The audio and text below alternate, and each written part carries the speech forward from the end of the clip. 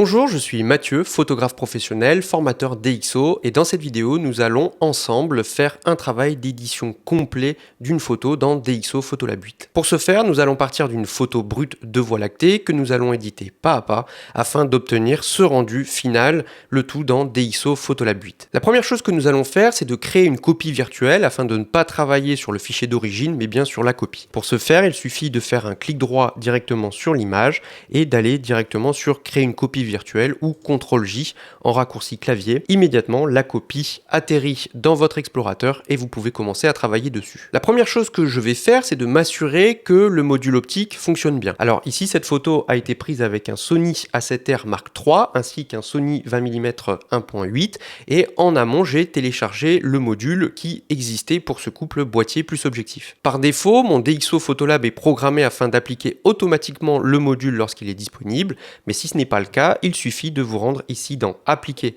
un pré-réglage et dans les pré-réglages généraux, il vous suffit de cliquer ici sur le point numéro 3, correction optique DxO seul et ensuite le module sera appliqué. Pour vous montrer par exemple, ici cette photo a été prise donc avec le Sony 20 mm et c'est un objectif qui vignette plutôt fort donc aux grandes ouvertures. Or ici vous voyez le module est activé et il est basé sur le module optique. Si je le désactive, regardez au niveau du vignettage, vous voyez de suite que les coins sont beaucoup plus sombres, donc le module fait bien son travail. Également et avant d'aller plus loin, je souhaiterais ici directement recadrer un petit peu l'image car j'ai cette source lumineuse qui attire malheureusement mon regard.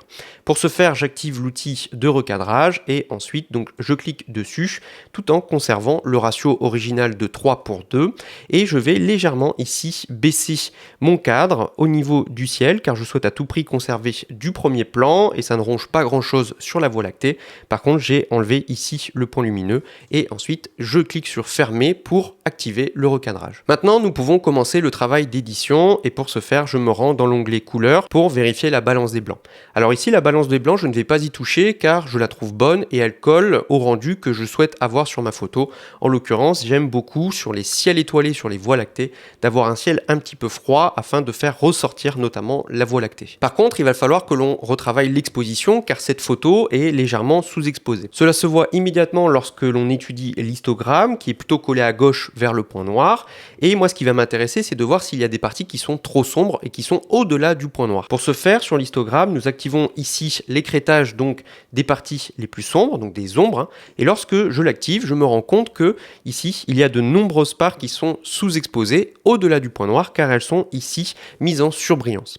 Donc pour ce faire il va falloir augmenter l'exposition de notre image pour venir recentrer un petit peu l'histogramme et ne pas perdre d'informations dans les parties trop sombres. Ici, je pourrais travailler directement sur l'outil d'exposition, mais je vais plutôt me focaliser sur la courbe de ton afin de travailler plus en précision mon exposition. Ainsi, je vais utiliser le canal de luminance apporté par DxO Photolab 8 afin de gérer la luminance sans pour autant affecter le rendu des couleurs sur mon image. Lorsque je regarde mon histogramme, je me rends compte que j'ai un pic qui est collé au point noir et cela se voit ici avec les zones en surbrillance. Pour ce faire, je vais utiliser le point noir et je vais le rehausser afin de décaler un petit peu l'histogramme vers la droite.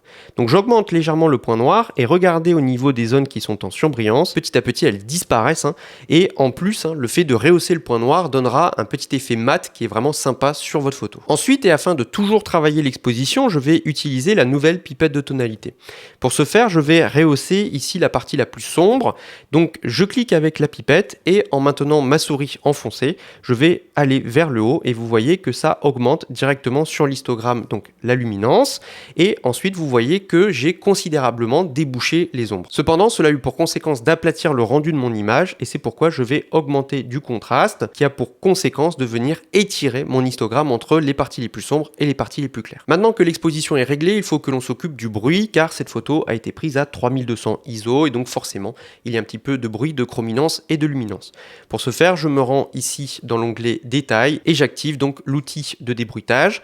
Je vais activer la fonction donc Deep Prime XD2S pour avoir le meilleur rendu et surtout retrouver un petit peu plus de netteté sur mon image. Il n'est pas possible de voir directement l'effet de Deep Prime ou Deep Prime XD2S donc sur l'ensemble de l'image. C'est pour ça que je vais utiliser la loupe introduite dans Photolab 8.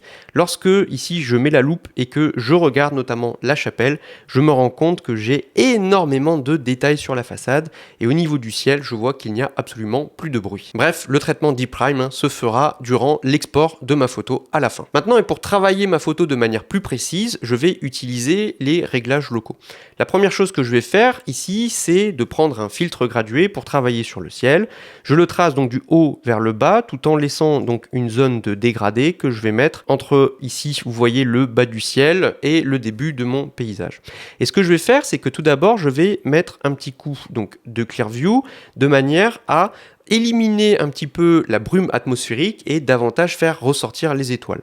De la même façon, je vais légèrement augmenter le contraste pour faire ressortir le blanc des étoiles et avoir un ciel profond plus sombre.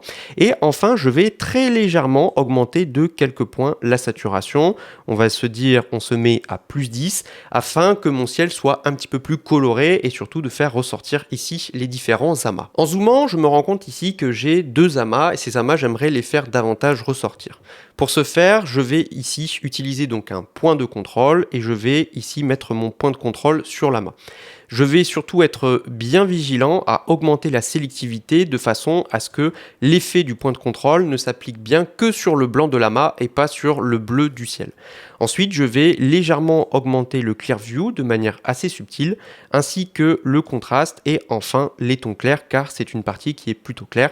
Et je fais la même chose ici sur le petit amas voisin en diminuant la taille ici du point de contrôle. Maintenant, et pour terminer cette édition localisée, nous allons travailler sur la partie inférieure. Ici, je souhaiterais valoriser donc l'éclairage sur la partie supérieure des feuillages, mais aussi valoriser l'éclairage sur la chapelle.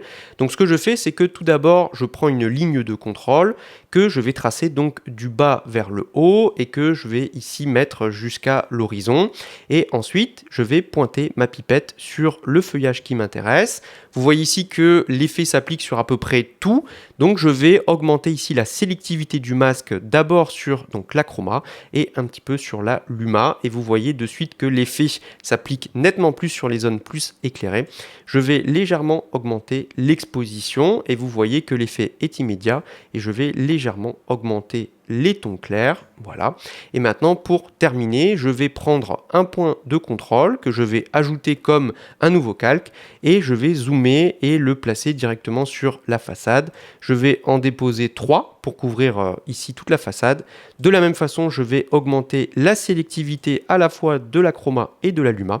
Et ici, de la même façon, je vais légèrement augmenter l'exposition. C'est assez subtil, mais on voit un petit peu mieux la façade dans la nuit. Ce que je vous conseille pour plus de lisibilité dans votre photo, c'est de renommer au fur et à mesure les différents outils localisés que vous avez utilisés. C'est très utile, notamment si vous y revenez a posteriori. Maintenant, je pense avoir terminé l'édition de ma photo et pour ce faire, je vais utiliser l'outil de comparaison. Soit je reste cliqué sur comparer pour voir un avant-après, soit ici, j'utilise l'outil de comparaison côte à côte. Et là, vous avez à gauche la photo brute et à droite la version éditée.